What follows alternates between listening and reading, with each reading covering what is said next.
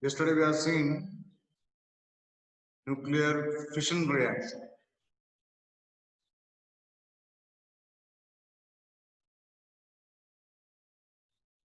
Nuclear fission means splitting of heavy nucleus into two or more mid-sized fragments with the release of energy.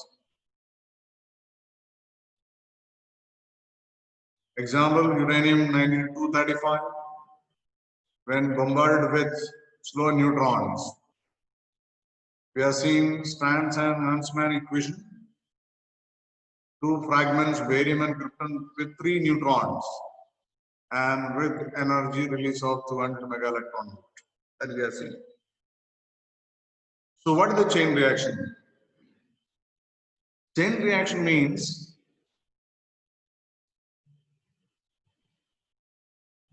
this is your uranium.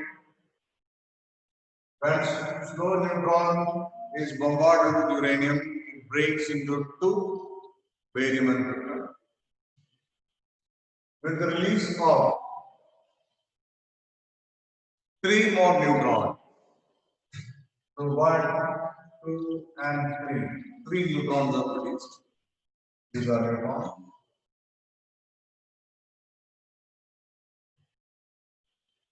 So they are secondary neutrons. They are fast moving neutrons, secondary neutrons.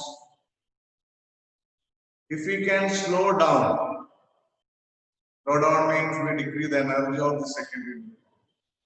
Then they can make fission with other uranium.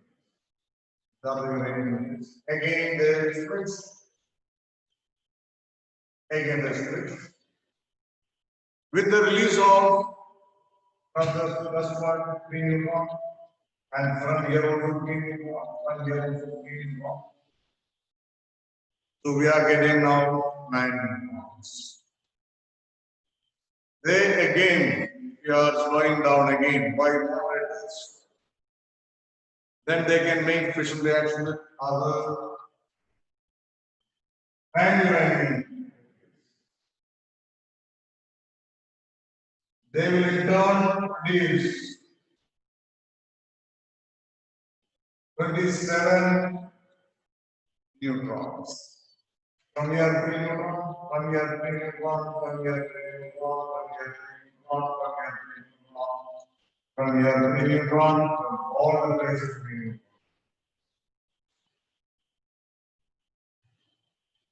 So this kind of reaction we call it as chain reaction. Okay. So the fission of uranium-235 by thermal neutron, we know the representation of that. This is represented by U-235 plus 0 This is thermal neutrons. Thermal neutron.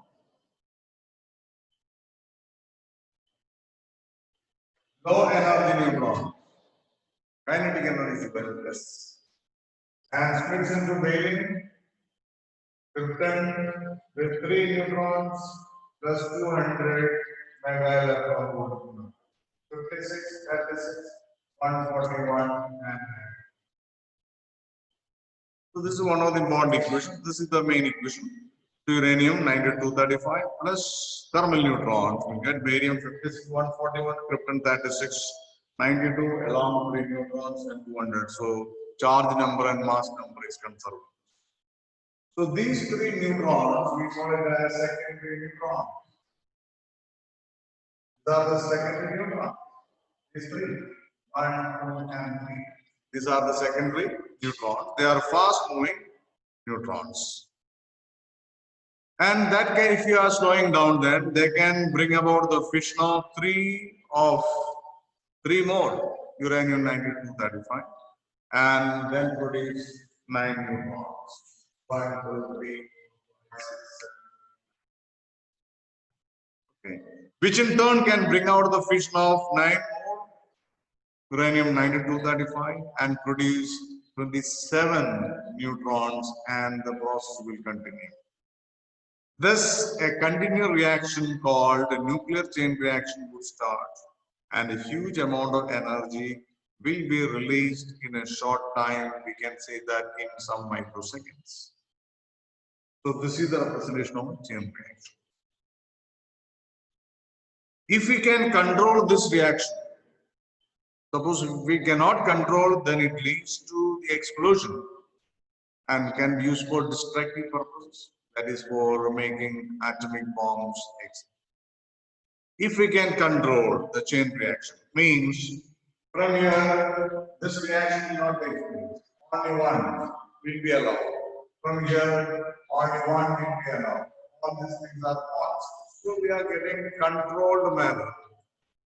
So the energy is controlled and that can be used for peaceful purpose. Example, nuclear reactor, where we are producing alternating electrical energy. The heat energy produced is used to produce high pressurized steam, and that is pumped over a turbine, and turbine rotates and we get the AC generator that produce electrical energy.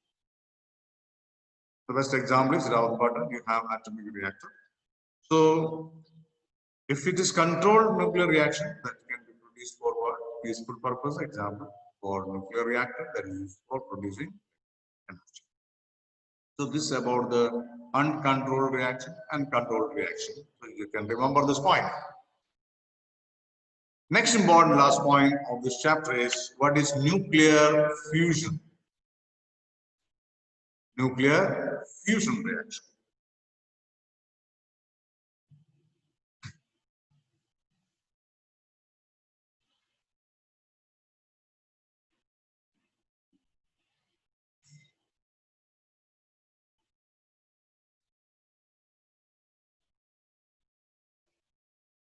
Nuclear fusion.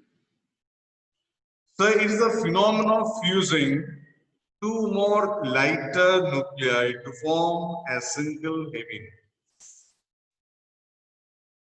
Fusion means combining light nuclei to form a heavy nucleus, a single heavy nucleus. That is known as a fusion. So during this process also, the reactant mass and final product mass, there is a difference. The final product mass of the product nucleus is always found to be slightly less than the sum of the masses of the lighter nuclei fusing to reactant nuclei. So the difference in the mass, we call it as mass defect, and thus this mass defect appears in the form of energy according to Einstein equation, E equal to delta mc square. So mass difference is there. The mass of the product nuclei that we are getting is found to be less than the mass of reactant or nuclei that is fusing together. So the difference in the mass, we calculate as a mass defect. If in mass defect we are getting as 0.02, multiply with the 931 megaelectron volt, you will get what is the energy released during this process. So if mass defect is delta m, the energy release is delta m.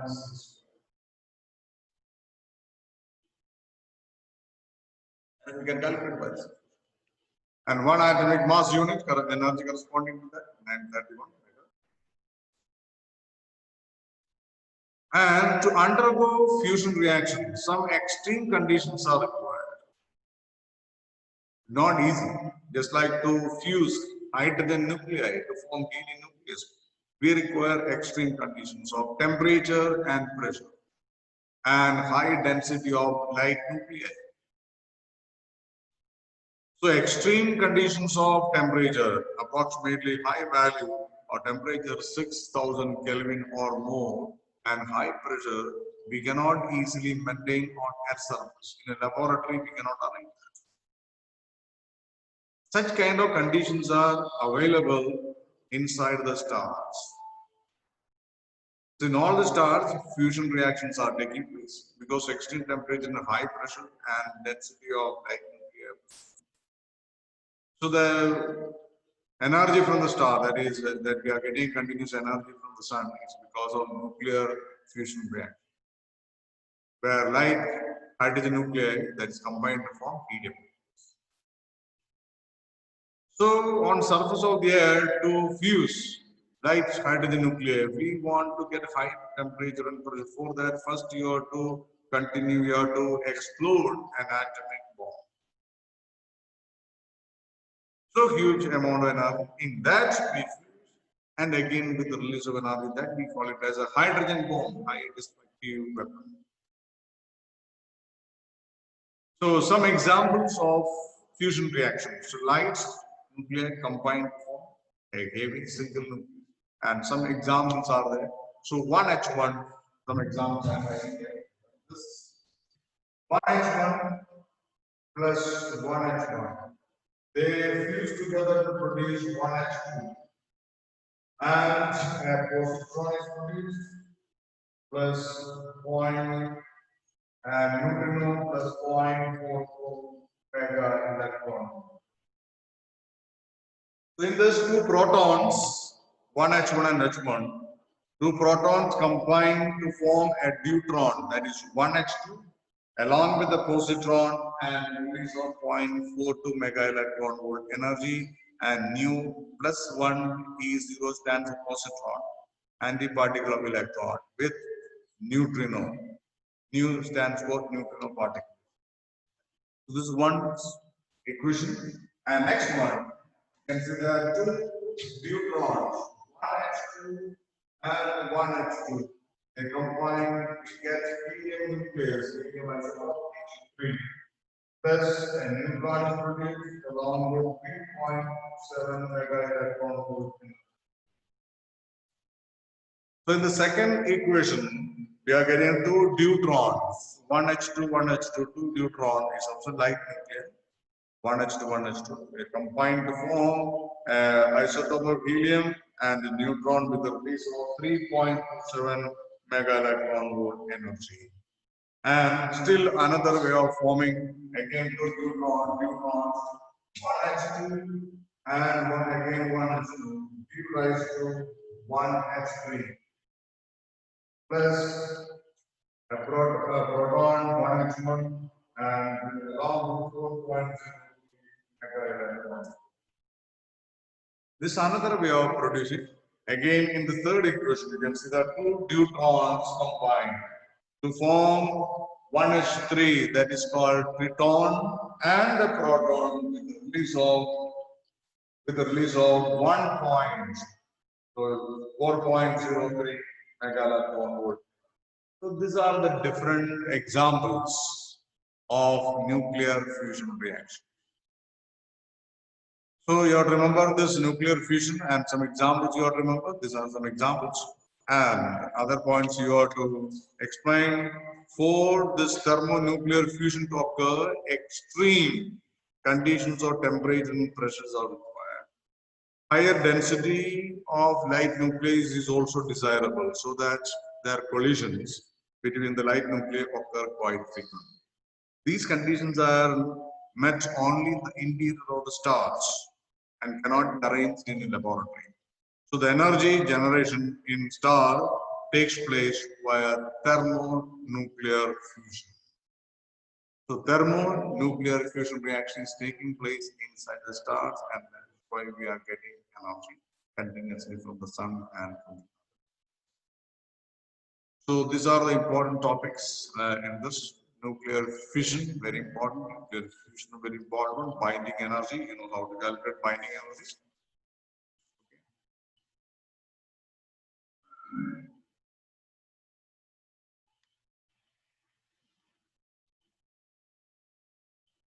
So with that, we are finishing this chapter.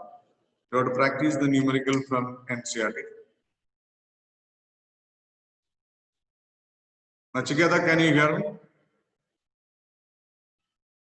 Yes, sir. Okay. Can you learn two equations and tell me? Can you write these two equations? 1H1, 1H1. Write this equation, nuclear fusion equations. 1H1, 1H1. Two protons combine to form a deuteron, 1H2, plus a positron, plus neutrino, plus energy, 0.42 mega electron. Then two deuterons again combine to form helium isotope 2He3, neutron के साथ with 3.27 mega electron. to deuterons in other way of combining, you are getting a triton, 1h3, plus a proton, these are energies. So write this equation and tell me this equation.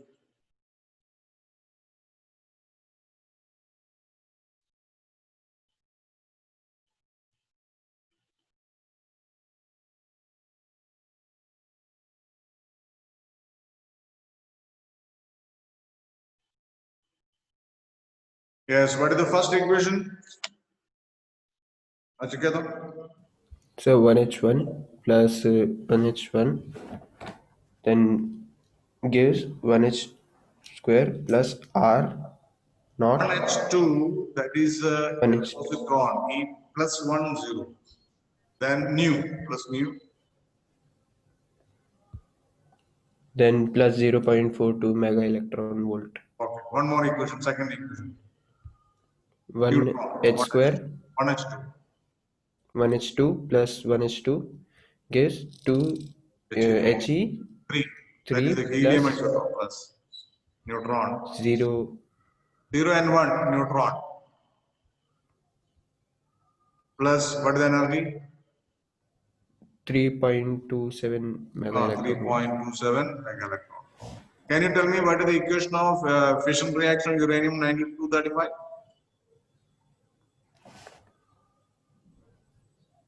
No, sir. That equation also you have to learn. I am just repeating, write in the copy and learn and tell me. That is U9235 plus 0 and 1 gives barium 56141 plus krypton 3692 plus 3 0 and 1 plus 200 mega electron volt.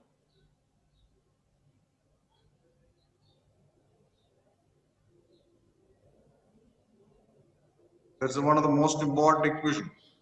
So this is the new first most important equation. This equation was given by Han and Stransman in 1938. Example of fission of uranium 9235. Two more fission fragments you can see in NCERT. You can go to that. First learn this.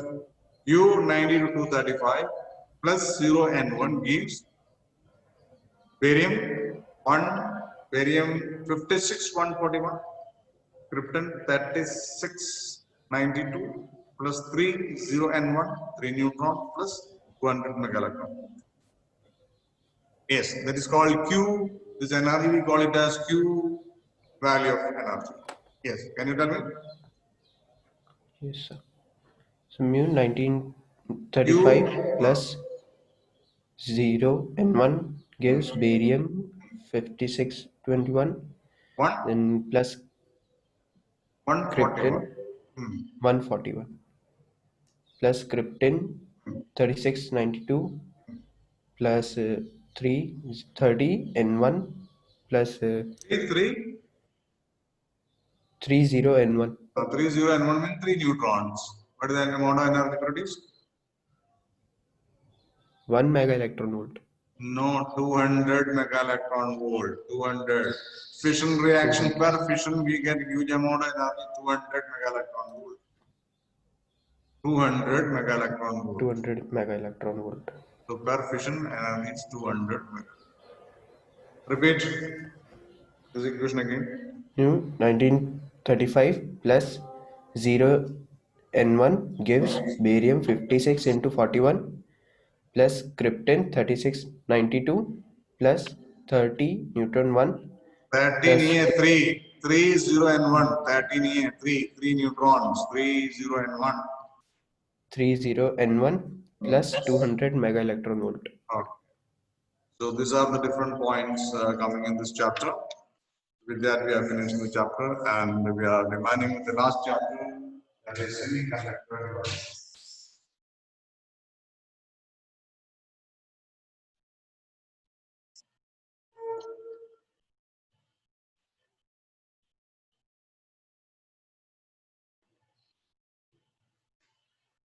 Semiconductors,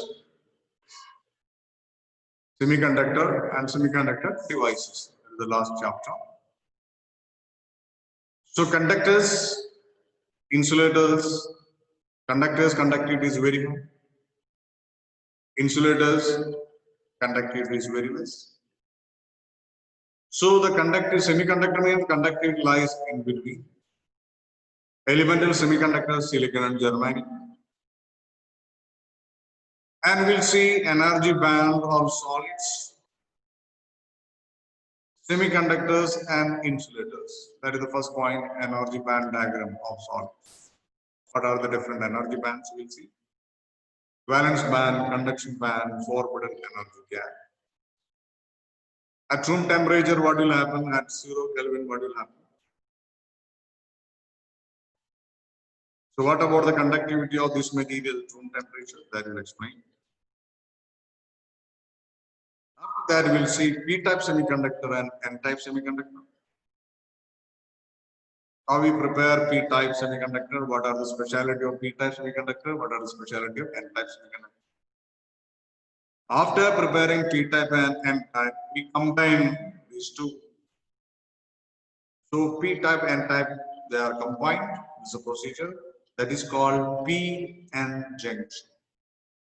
When you make a device, it has a property of converting AC current to DC current. So it will be used as a rectifier device which converts into AC to DC.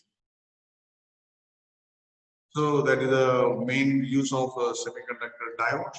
We especially discuss diode and different other kind of semiconductor diodes will design solar cells and light emitting diodes, etc. We'll see special type of diodes and even Zener diode for voltage regulation that is not included in this course for this year.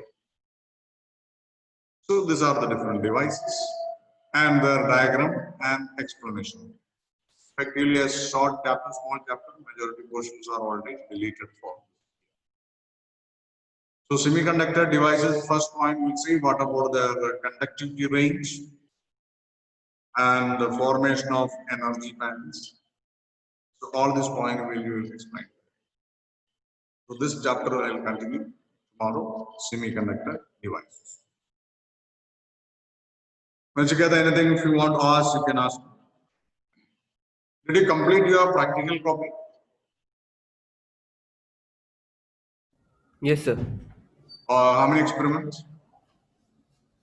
Sir, all the experiments I have completed. Including the diagram, everything on Yes, each sir. observation column. Okay. So you have to continue with you have to write the activity copy also. Okay, sir. Okay, that I will give the information today. Okay, I will give the information to Mohammed. He will pass all this information to all. Yes. So that is small activity copy. We have to buy an activity copy of 100 pages, which is practical copy, 100 pages, and in that you have to write 8 activities. So that what are the different activities that I will forward to Mohammed and he will give to. Okay, sir. If anything you want to ask, you can ask me. Because I will start the next chapter, semiconductor devices. Any problem in this chapter? That is nucleus. Regarding the nucleus, No, sir. can you remember what is the size of the nucleus? How the radius of the nucleus is related to its mass number? Okay. Any idea? Any question? No, sir. Okay. Radius of a nucleus is related to mass number by the equation R equal to R naught into 8 to the power 1 by 3. Right in the copy. R equal to R naught into 8 to the power 1 by 3. Very important equation. R naught is an empirical constant. It is 1 point to the power of minus 15 meter. 1 point to Fermi. The nuclear size is of the order of 10 to the power of minus 15. So you can compare. So radius or the size of the nucleus depends upon the mass number. If mass number increases, size also increases, radius also increases. So R is equal to radius of the nucleus is equal to R naught into A to the power 1 by 3. So R is proportional to mass number. As mass number increases, radius also increases, size also increases. Important fact. Suppose you are given two nucleus. So how will you find out the ratio of the nuclear radius? R1 by R2 equal to A1 by A2 to the power 1 by 3.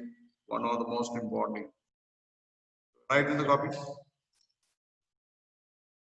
R1 by R2 is equal to A1 by A2 to the power 1 by 3. A1 stands for mass number of the first nucleus. A2 stands for mass number of second nucleus. This is a common question of 1 mark. What about the nuclear density? Nuclear density is same for all the nuclear, whether it is a light nuclear, heavy nuclear density is same because it is independent of mass number. So what is the ratio of the nuclear densities of two nucleus? It is 1:1. Remember that because it is independent of mass number. Suppose you are given iron nucleus and you are given uranium nucleus. What is the ratio of the densities of these two nuclei? You say that it should be 1:1. So that also you write it is independent. It is independent of mass number. All atomic nucleus are of same density. So what is the ratio of the nuclear densities of iron and uranium nucleus? 1:1, same value. Okay. So with that, I am finishing today's topics. Tomorrow we'll start with the last chapter, semiconductor devices. Okay, thank you.